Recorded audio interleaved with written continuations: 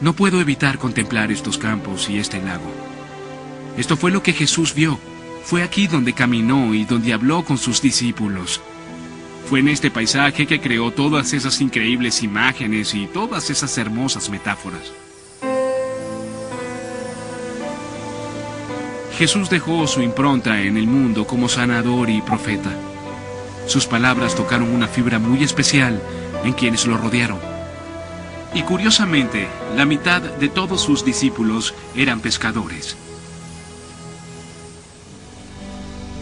El Evangelio de Mateo dice: caminaba Jesús a orillas del lago de Galilea y vio a dos hermanos, Simón y Andrés, que echaban las redes al agua porque eran pescadores. Jesús les dijo: síganme y los haré pescadores de hombres.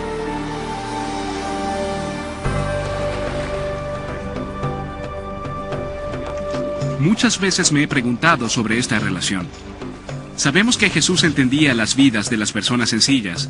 Había crecido entre ellos, obreros de construcción y campesinos. Pero ¿por qué pasó la mayor parte de su vida adulta entre pescadores? Es sorprendente que la pesca no haya sufrido muchos cambios en 2000 años. Aún se pesca con redes en el mar de Galilea. Es genial. Jesús dijo que el reino de Dios era como una red que se echa al mar.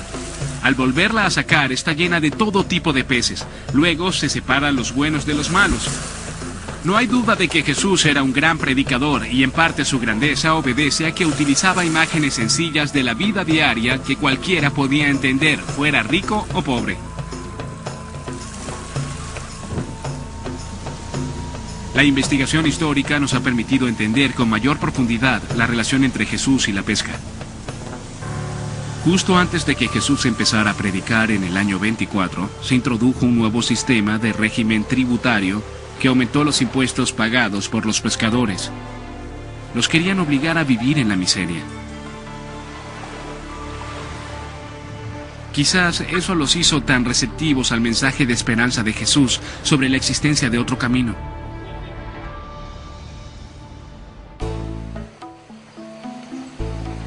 Un reciente hallazgo nos ha permitido entender incluso más. Moshe Lufan y su hermano Yuval han sido pescadores en el mar de Galilea durante todas sus vidas. En enero de 1986 hubo una sequía, el nivel del mar se redujo y develó un secreto que estuvo escondido durante siglos. Háblenme sobre el día en que encontraron el bote. Verás, mi hermano Moshe y yo nacimos junto al mar. Mi padre es pescador y nosotros somos la segunda generación de pescadores.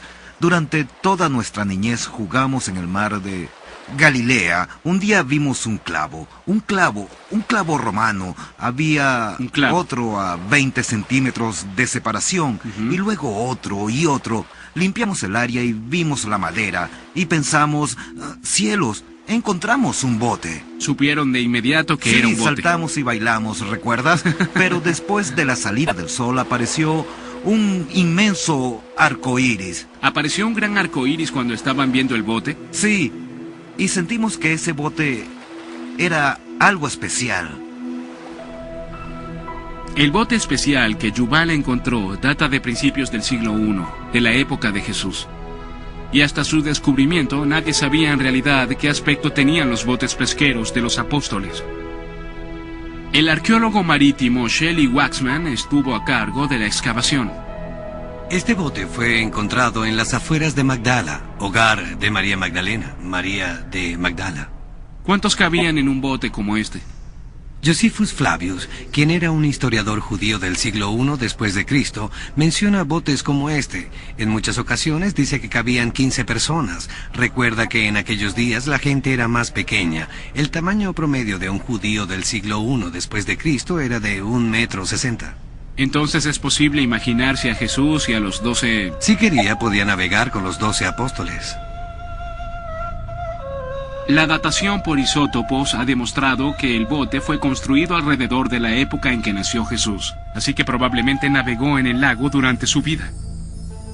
¿Quién se imagina que utilizó este bote? Creo que Jesús navegó en ese bote porque trajo paz a toda el área. Cielos, Nunca lo sabremos. No sé, no sé. Pero ¿qué tan pacífico era en realidad el mensaje de Jesús?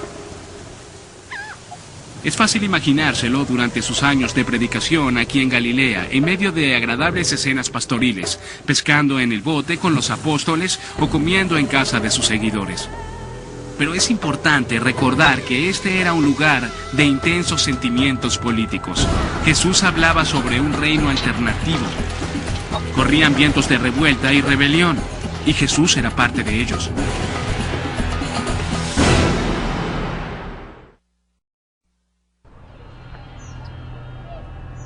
Jerusalén. No conozco otra ciudad como esta, tan hermosa o desgarrada por siglos de conflicto religioso y político. Estoy en el Monte de los Olivos. Según los evangelios, Jesús entró en Jerusalén por aquí durante el Domingo de Ramos, pero la ciudad que vio era muy distinta a la que veo yo hoy. La Jerusalén de Jesús era una Jerusalén antes del cristianismo, antes del Islam.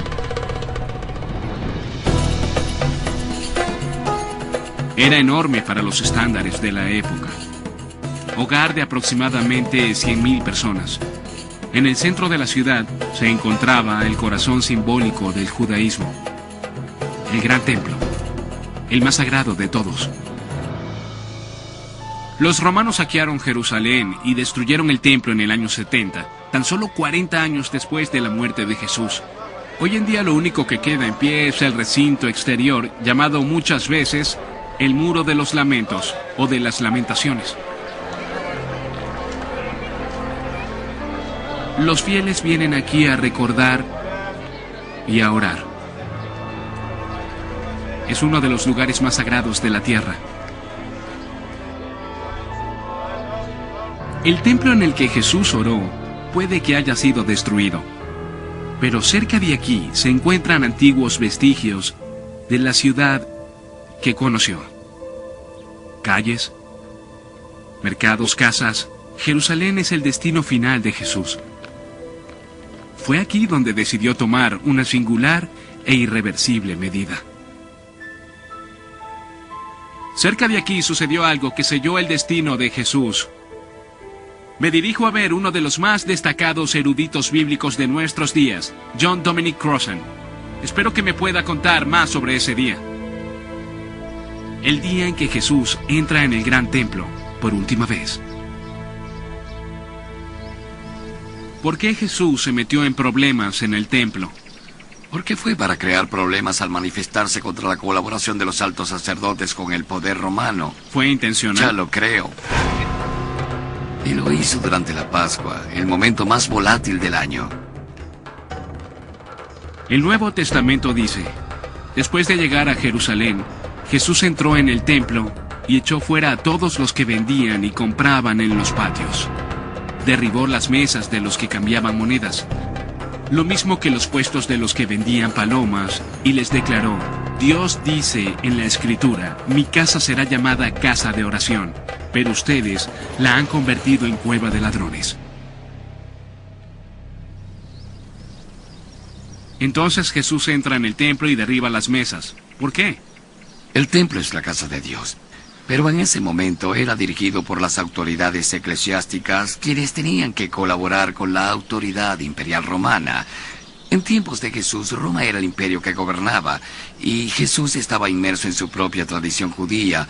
Con su reacción, Jesús señala que no es así como Dios quiere que funcione el mundo, y eso es subversión.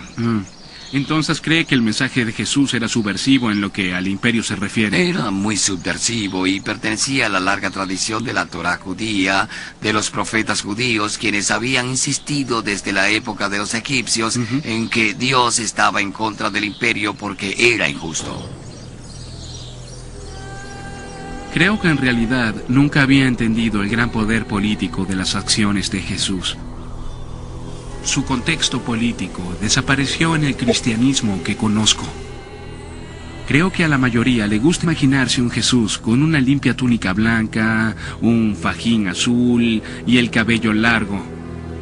Esas son las imágenes con las que crecí. Pero creo que ver a Jesús como un revolucionario y como una persona que lucha por los pobres supone cuestionar profundamente mis ideas establecidas sobre quién es y quién era. Jesús debe haber sabido los riesgos que estaba corriendo. Sabía lo que les había sucedido a muchos de los líderes judíos que lo antecedieron.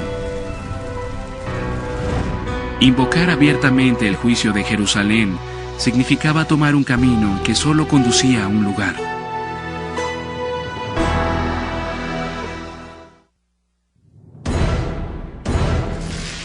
Pocos días después de que Jesús reprendió a los sumos sacerdotes del templo, estos le pidieron a los romanos que lo juzgaran.